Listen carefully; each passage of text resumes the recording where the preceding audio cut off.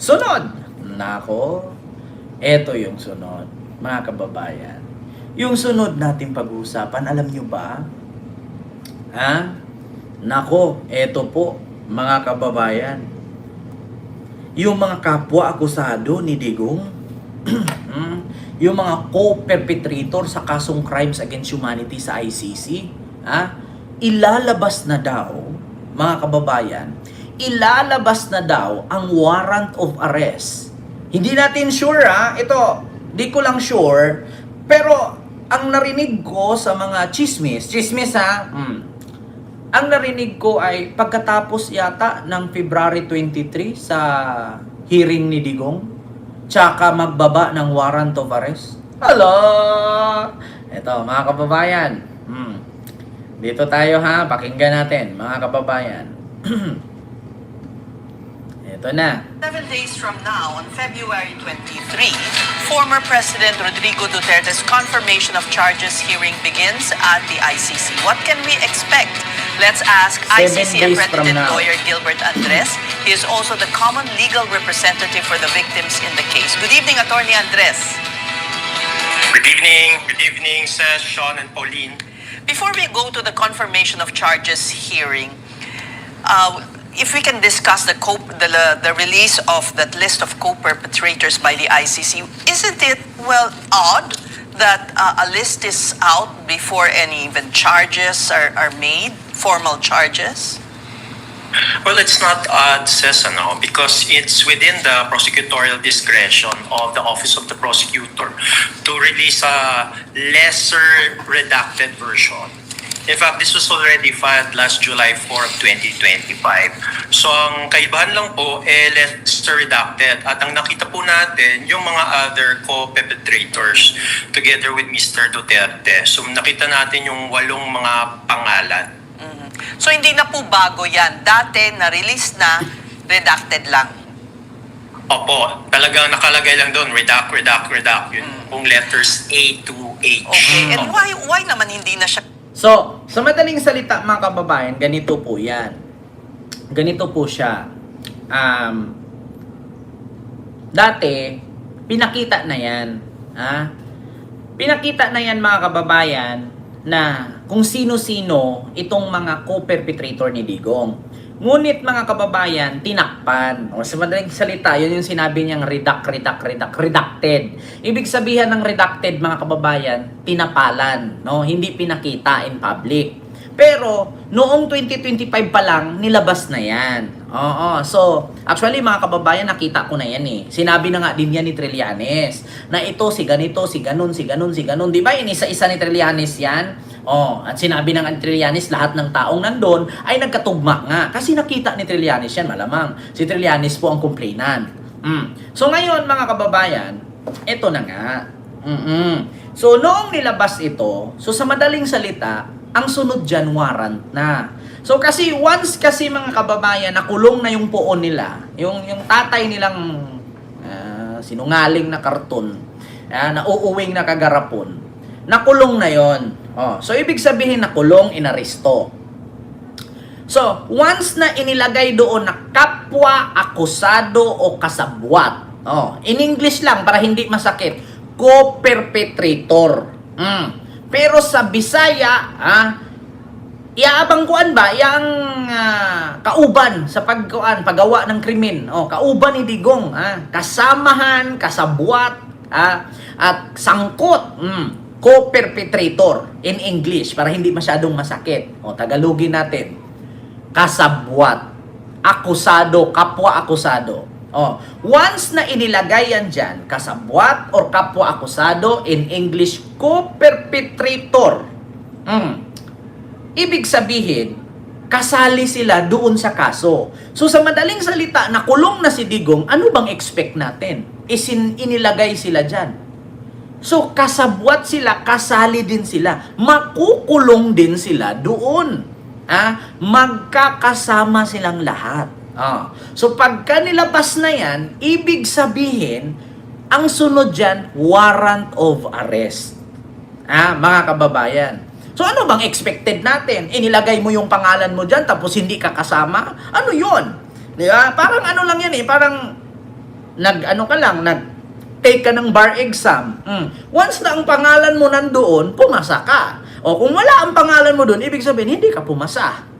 Nandun yung pangalan mo, ibig sabihin, pumasa ka nga. Sa madaling salita, kasali ka.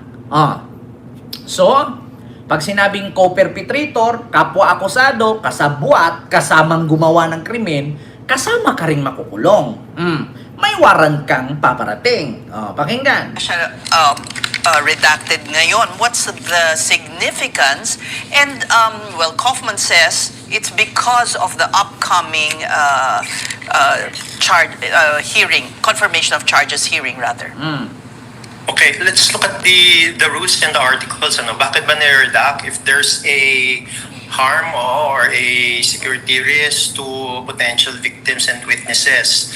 Now, I think the Office of the Prosecutor, in accordance with its prosecutorial discretion, nakita nila na releasing the names of the co-perpetrator may not actually do harm dun sa potential victims at witnesses. Kaya nirelease po nila yan. At I think they also want to provide the public with the context of the charges against Mr. Duterte. That's why they released a lesser redacted version. Okay. Attorney, sa akin, no, as a layperson, when I saw yung common plan, kumbaga, can we say this is sort of like a preview into how the prosecution will argue the case against former President Duterte? Kumbaga, may common plan, ito yung mga players, may flowchart pa. Ganun ho ba yun? Yeah. Yes, I think so. And I think ang hindi naman yan sikreto, na simple lang naman yung papakita ng prosecutor, papakita nila na talagang may systematic at widespread attack on the civilian population. Kasi isa po yan sa mga elemento ng crimes against humanity for murder. At actually, sa tingin ko lang, sisimplihan lang nila yung pag-present nila ng evidence at arguments against Mr. Duterte. Pero does this mean arrest warrants are forthcoming against these personalities named? Okay, two answers, Number one, as to arrest warrants, we don't really know for sure why. Technically, any application for an arrest warrant is sealed. It is secret. But secondly, if we just follow the logic of the document containing charges, it's just logical to expect that there might be a potential arrest warrant in the future. Okay. Now, Senator Lacson has spoken and said if there should be such, they should be these officials, current officials or former, should be given the opportunity to be to contest it before a local court. What do you think of that? Okay, dalawang sagot din, Assuming there's an arrest warrant. Okay, ang problema kasi yung rules of procedure na in-issue ng Supreme Court last October is on extradition. At nag-apply lang po yan, base sa rules on extradition, sa mga states po. Now, the ICC... Ito na, mga kababayan. Explain ko lang yung about sa rules of extradition. Ganito yan. Hindi ako abogado ha, pero nabasa ko yan. According kasi kay Senator Ping Lacson, bago daw, kung halimbawa man nalabasan ng warrant, itong 8, Actually, 7 na lang kasi patay na yung isa eh. Sabi dito ni ng reporter, tinanong niya si attorney, hindi ko alam kung anong apelyido ni attorney basta isa siya sa abogado sa mga biktima ng sa IC sa drug war ni Digong. Ito kasi sabi ni Ping Lacson, walang basta-bastang isuko, kailangan idaan muna sa batas ng Pilipinas. So ngayon mga kababayan, once na idaan yan sa korte ng Pilipinas, ihiring muna bago ikulong, kung ang kasalanan nila ay nasa ibang bansa. Halimbawa, itong 7 na nakalagay na kapwa-akusado ni Digong ay nakagawa ng krimen sa China, Malaysia, Hong Kong, Japan, Amerika, pwede nating sabihin na mag-request tayo ng extradition letter katulad kay Kibuloy. Kasi ang kasalanan ni Kibuloy ay nasa Amerika. So ang Amerika, mag-request ngayon ng extradition para si Kibuloy ay ikulong doon sa Amerika, pero lilitisin muna sa Pilipinas kung papayag or merong hindi papayag. Pag-uusapan muna ng korte. Ang problema mga kababayan, itong 7, kasi dapat 8 yan, patay na yung isa. Itong 7 na kapwa akusado ni Digong sa crimes against humanity, hindi na po kailangan ng ICC mag-request ng extradition letter. Bakit? Ang ICC ay hindi po bansa. Mga bansa lang po ang mag-request ng extradition letter, katulad kay Kibuloy kasi Amerika yon. Ang Amerika, doon si Kibuloy gumawa ng krimen. So natural, mag-request ang Amerika na doon si Kibuloy ikulong. Pero mga kababayan, ang ICC hindi po bansa. Kaya walang mangyayaring trial, walang mangyayaring hearing sa Pilipinas. Automatic warrant, aresto, kulong. Ganun po yun, mga kababayan. Automatic surrender. Aresto, isurrender ng gobyerno, makikipagtulungan ang gobyerno, na which is sabi din ng palasyo yan, na kung sakali man, merong warrant galing sa ICC, ipinasa sa Interpol, makipagtulungan si PBBM sa Interpol. Pero sa ngalang ICC, hindi. Kasi bakit? Hindi naman na tayo longer part ng ICC kasi tinanggal nga ni Digong. So ngayon mga kababayan, sa madaling salita, si Digong wala ng pag-asang makalaya at itong susunod pang makukulong. Kasi bakit? Saan sila mag-file ng motion for reconsideration kung ang ICC ay pinutol ni Digong ang ugnayan ng Pilipinas sa ICC? So paano sila mag-file ng motion for reconsideration na pauwiin si Digong? Paano uuwi kung ang ICC wala ng power para pabalikin? Kasi pinutol nga ni Digong. Kasalanan ni Digong yan. So, kung sino man ang dapat sisihin kung bakit hindi makauwi si Digong ang sisihin ninyo. Tinanggal niya ang Pilipinas bilang miyembro ng ICC. Di sana kung miyembro tayo ng ICC ngayon, pakakauwi pa si Digong. Pwede pa sanang pumasok ang ICC sa Pilipinas, dito hiringin sa Pilipinas. Di sana dito sa Pilipinas si Digong nakulong. Ang problema, ang bobo kasi, ang akala niya, pag tinanggal niya ang ICC, hindi siya makukulong. Putang ina, may Interpol pa. Anong power ng ICC? Manghuli. Ang power ng manghuli ay ang Interpol. Katulad yan mga kababayan, magkasuhan tayong dalawa.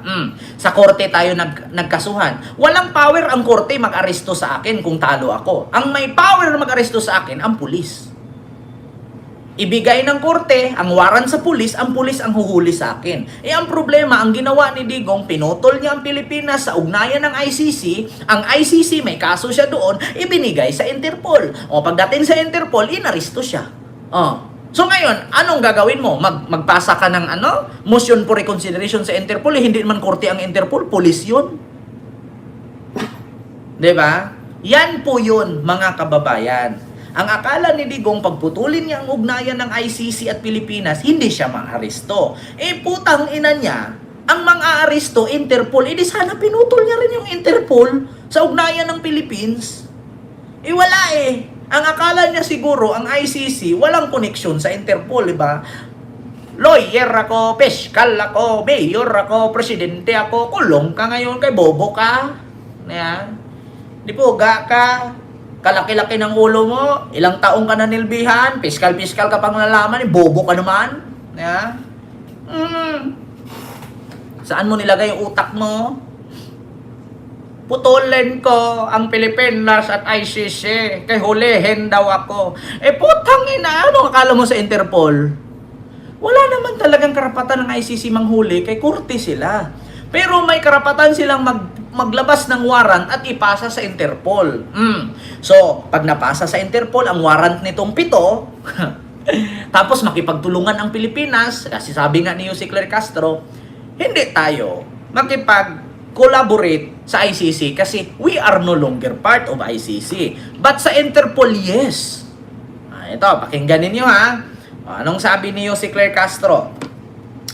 Para marinig ninyo mga kababayan. Ito, iparinig natin sa inyo kung ano ang gagawin ng Marcos administration dito sa ito, mga kababayan. Pakinggan ninyo ito Ito. Ayan, What does the palace say to those current and former officials who may feel the need to go into hiding after being named as co-perpetrators perpetrators of the crimes against humanity. Si Senador Bato po, tagal nang hindi lumulutang. Yung iba ko kaya, baka maisip nila na ganun din ang gawin nila. What do you have to say to them? Unang-una, kung kayo nagtatago, ano bang ibig sabihin yan? Kayo ba'y may kasalanan? Tinatago nyo para hindi po kayo madinig at ma-escape kayo or ma-evade the liability of what you had done? So, hindi po kinakailangan magtago kung alam po nila na sila walang kasalanan, umarap sila at maging matapang sa mga maaaring proseso. Ang panghuli, ano ho ang magiging tingin ng gobyerno, ng Estado sa 8 pinangalanan? Sila po ba ay mas babantayan? Sila po ba ay tututukan ng kanilang whereabouts? Such Ayan. that if an arrest warrant is issued against them, ay i-implement natin. Kapag ka may warrant of arrest na na-issue na po, kailangan i-implement. Oh. So kung babantayan sila, sa ngayon wala pa pong dahilan para sila ibantayan dahil wala pa pong nare-receive ang gobyerno ng warrants of arrest. Maraming salamat. Diba? So, ibig sabihin, kapag maglabas ng warrant, i-implement. Sa ngayon, hindi pa natin sila pwedeng bantayan kung saan sila lipad, saan sila tatakas, kasi wala pa namang warrant. Una, mga kababayan, nasa kanila na yung 7 kung magtatago sila. Una, wala naman silang kaso sa Pilipinas, bakit sila nagtatago? So, sabi nga ni Yussi Claire, so ibig sabihin ba may kasalanan ka? Bakit ka magtatago? Kung wala kang kasalanan, di, huwag ka magtago. So, yun po yun. Kung darating man ang warrant of arrest, di implement. So, sa madaling salita, makikipagtulungan nga ang gobyerno ng Pilipinas dito sa Interpol, hindi sa Ito ICC. naman ay legal process na nanggagaling po sa ICC. Hindi naman po natin ito maaaring pakialaman. Dahil ang kasong yan ay naisampa noon pa, 2017 at hindi pa po Pangulo, si Pangulo Marcos Jr. So, Klarong-klaro sa ha. proseso, Klarong-klaro ang sabi ni Yussi Claire Castro. Wala tayong dapat pakialaman sa kasong ito kasi yung kaso na yan ay isinampa noong 2017, 2016, 2018 na hindi pa naman presidente si PBBM. So problema na yan ni Digong. Ayan, kaya sabi ko sa inyo, weak leader ang presidente namin eh. Weak leader. Asan yung weak ngayon? Kung hindi kayo mga weak, ba't kayo magtatago? Ayan, sabi ko nga sa inyo, ayan, tama nga sabi ni Sir Kenry at kay Jericel Pono, hello po. Consequences yan ng mga ginawa ni Digong. 'Di ba? Sabi ko nga sa inyo, 'di ba? Ano ang sabi ng Biblia? Hangga't buhay ka dito sa mundong ibabaw, gumawa ka ng mabuti. Kasi kapag kakunin ka na ni Lord, malaking gantimpala at biyaya ang mamanahin mo pagdating mo sa langit. Ang ginawa ni Digong noong siyang nasa power, sabi nga ni Attorney Regal Oliva, noong panahon na ikaw ang nasa posisyon, pinagkait mo na bigyan ng karapatan at panahon ang mga adik, hindi mo pinapabigyan ng bagbagong buhay. Hindi mo pinagbigyan para i-rehab, para magbago. May mga buhayan sila. Sabi ni Regal Oliva yan sa kanyang vlog.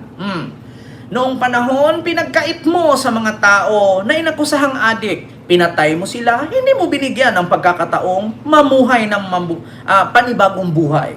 Ngayon, ikaw naman ang naghahanap at nanghihingi ng tulong sa hustisya. Baka nakalimutan mo kung ano ang ginawa mo sa mga di umanong adik na hindi dinaan sa due process, pinatay. Yun bang mga pinatay ninyo, pina-oxygen nyo muna bago hinuli, bago binarel? Yun bang mga pinagpapatay ninyo, drinag test nyo muna bago nyo tinarget? Yun bang pinatay ninyo bago nyo kinulong, bago nyo binarel, pinasakay ng private plane?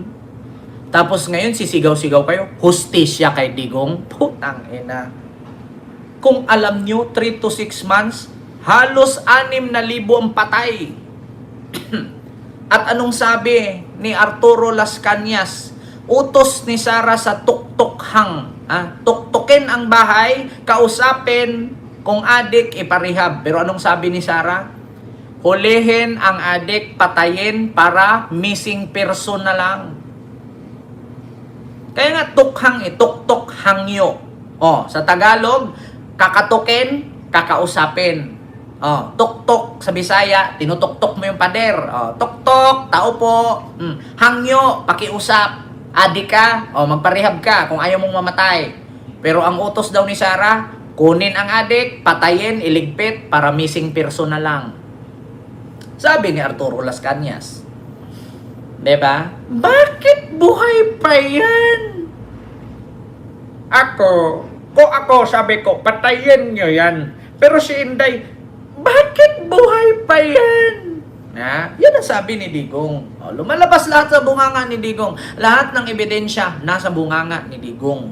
Huwag na tayo magtaka. Diba? Ganun yun. Tapos meron pa doon sa crimes against humanity, rape, torture. May rape, may torture, may... Diba? Nakalagay doon sa kaso niya. Ito, nandito. Ano ba itong mga kaso ni Digong, mga kababayan? Ito, Saan ba yun? Ito, basahin natin na 3 counts kasi ang kaso ni Digong. 3 counts ang kaso ni Digong. So ito po ay Inquirer.net ha. Sa Inquirer.net po yan. 3 counts ang kaso ni Digong. ICC Crimes Against Humanity Charge versus Duterte. 1. Count number 1. Murders linked to the Davao Death Squad and or around Davao City during his term as mayor, citing 9 incidents between 2013 and 2016 with 19 victims. Count 2. Murders of alleged high-valued target during his term as president, citing 5 incidents between 2016 and 2017 with 14 victims. Count 3. Murders and attempt murders in barangay clearance operation during his presidency, citing 35 incidents between 2016 and 2018 with 45 victims, 43 of whom were killed. So nakalagay dito mga kababayan, torture, rape at murder. 'Di ba? Ito, sabi ni may nagpalipad. Super chat, sabi ni Sir Nestor Putian. Sila Robin, Banatbay, Badoy at Ka-Eric, kung may katibayan sila at resibo ay dapat mag-witness sila para kay Digong. Sa kaso niya sa ICC, dapat mag-testify sila na witness ni Digong kay Kaufman. Actually, Sir Nestor, sa super chat mo, hindi po talaga yan sila mag-witness. Bakit? Alam mo naman yan. Kapag pagdating sa kagipitan, maghuhugas kamay na yung mga yan. Totoo yan mga kababayan. Pagdating yan, kunwari lang yan sila, mahal ko si Tatay Digong, mahal namin si President Duterte. Pag kunin mong witness yan, putangin na mag-atrasan lahat yan. Bakit? Ayaw namin madamay, no? Nakulong na nga, di makalaya-laya, sasali pa kami.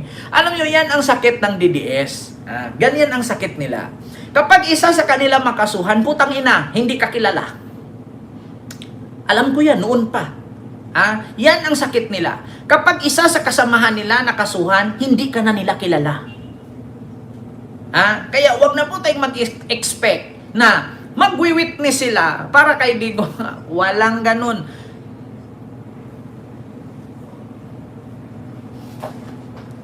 Hindi ka nila kilala kapag ikay nagigipit. Tignan nyo si Boy Lighter. Anong nangyari kay Boy Lighter? Mag-rally tayo! Kayo mga kongresista, lumabas kayo dito. Dito tayo magtuos, magdebate tayo. Nung kinasuhan ng inciting to sedition, tinulungan si Boy Lighter. Kaya nga sabi ni Boy Lighter, putang ina nyo, inutusan nyo ko dito magsigaw-sigaw, mag-rally-rally. Tapos nung nakasuhan ako inciting to sedition, wala nang tumulong sa akin. Tapos sa sunod, magyaya kayo na mag-rally tayo. Tapos yung leader namin nasa Mulang.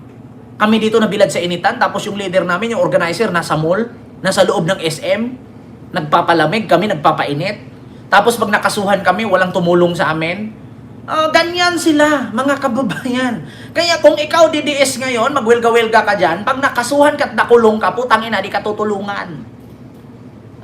Kilala ka nila pag matapang ka, pero pag may kaso ka, hindi ka kilala. Naalala nyo naman nangyari sa mga taga-Qatar? Yung mga OFW sa Qatar nag-rally, anong nangyari? Nung nakulong, pinuntahan ba sila ni Digong? Tinulungan ba sila? Yung mga nahuli doon na kumpiskit ng pulis sa Hong Kong dyan sa Thai, kami naman signature. Tinulungan ba sila? Tignan nyo yung pulis na hindi sumunod sa aresto kay Digong. Natanggalan ng lisensya, natanggal pagkapulis. Tapos hindi pa pumasa sa neuro exam. Tinulungan. Sabi ko nga sa inyo mga kababayan, di ba? Kapag malakas ka, susuportahan ka nila. Pero kapag may kaso ka, hindi ka nila kilala. Kaya nga, di ba, sir, Sir Nestor Putian, wala. Hindi kanyan nila, wala kang maasahan sa mga yan. Di ba? Wala kang asahan sa mga yan, mga kababayan. Iiwan ka sa ere. Kapag ka, halimbawa, magkakasama kayo, ito, example ko sa inyo, magkakasama kayo sa klase. Magkakasama kayo sa buong klase. Tapos natae ka. Magkakasama kayo, magkakaibigan kayo.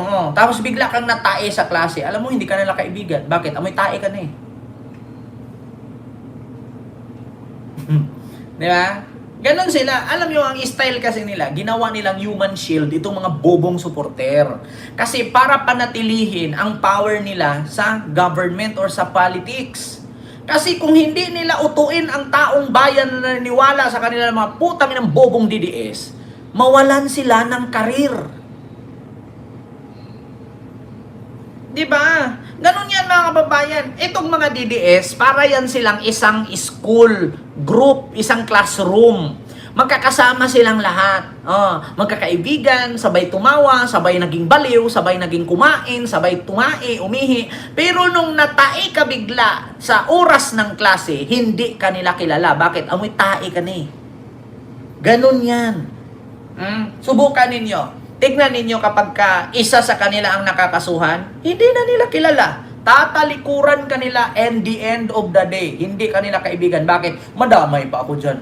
Ikaw lang naman na ganyan. Bahala ka sa kaso mo. Kaya mo yan. Kaya mo nga magsigaw-sigaw dyan. Tapos sa kaso mo, dadamay mo kami. Ganyan sila mga kababayan. Sa gera, sa panahon ng gera, tas 3 na lang kayo. Putang ina, ikaw na lang mag-isa dyan. Uwi na ako. Bakit? Ubus na tayo. Ganyan yan, mga kababayan. Ganyan sila. Wala kang maasahan dyan, witness. Walang magwi-witness dyan. Kanya-kanyang hakot yan, mga kababayan.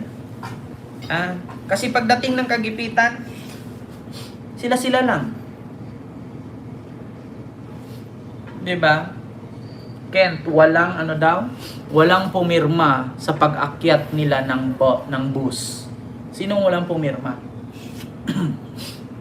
'Di ba? Suddenly one of them was left behind. 'Di ba? Ganun 'yon, mga kababayan, malakas lang sila sa bunganga. Naduwag bigla, isa na iwan, Hi Kent, buo na naman ang araw ko, sabi ni Ma'am Juliet. Ay, nako. So, yun po yun mga kababayan. Kaya sabi ko nga sa inyo, pagkatapos ng hearing ni Digong 7 araw o 6 na araw mula ngayon, ay uumpisahan na sa February 23. Itong first hearing ni Digong. Ang sabi pa naman ng ICC, fit to stand trial. So, hindi nila maluko ang ICC, mga kababayan. So, pagkatapos ng hearing ni Digong, di natin alam.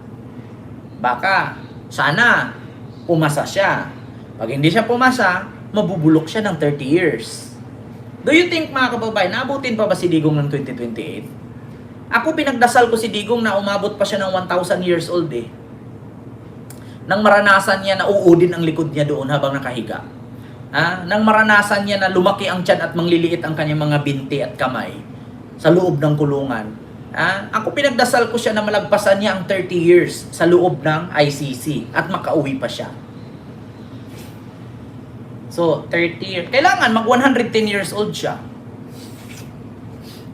Di ba? Do 30 years. Do 30 years. Sa loob ng ICC, do 30 years. Ako pinagdasal ko talaga siya na umabot pa siya ng 1,000 years old. Para maranasan niya, nakahilatay na lang siya, isampay na lang siya doon sa pinto ng CR ng ICC, ipainitan na lang siya kung nalalamig, painitan na lang siya, tapos inuud na yung likod niya habang nakahiga. Sobrang katandaan na. Tapos siya, gaganon-ganon na lang siya. Papaypay, pag pinapaypayan mo, inelectric pan mo, lumilipad. Para maramdaman niya. 'Di ba? Yung hipan mo siya, lilipad na siya sa kabilang pader.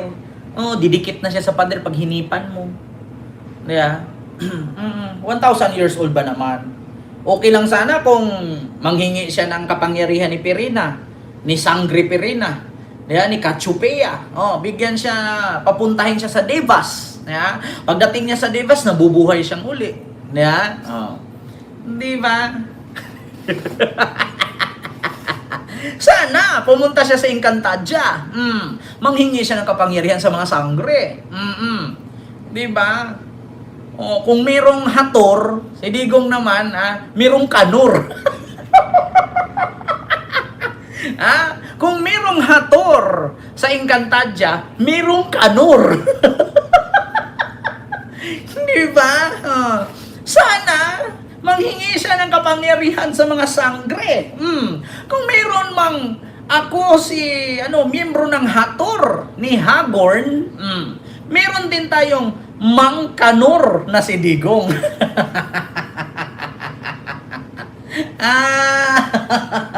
Abishala Esma Pasneya.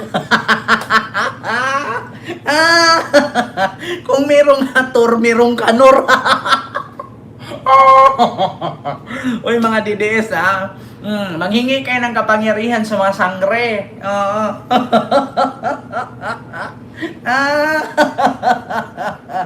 Putang ina. Ay, nako. Sana bigyan siya ni Kachupea. Meron mang Kachupea doon. Meron si Amihan. Meron si Danaya. Malay mo, makakita siya ng suso ni Danaya at ni Amihan. Lalakas yung kaluluwa niya. Siyempre, mangkanor yan eh. Ginoo ko. Diba? So, yun po yun mga kababayan.